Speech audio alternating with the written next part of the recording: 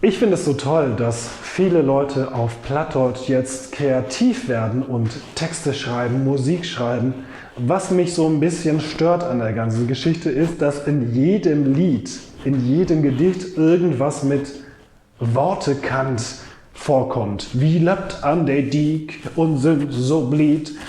Das nervt irgendwie so ein bisschen.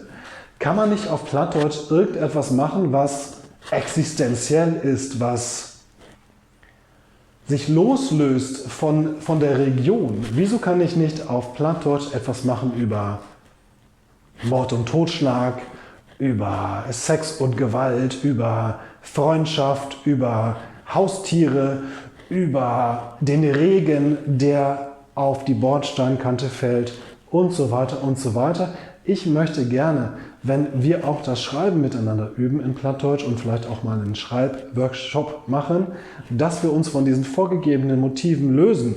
Wir müssen nicht über den Leuchtturm und den Deich und das Schaf schreiben und auch nicht über den Schnaps. Wir können uns komplett lösen und komplett im Kopf frei denken und diese Sachen auch in unserer Sprache wieder ausdrücken.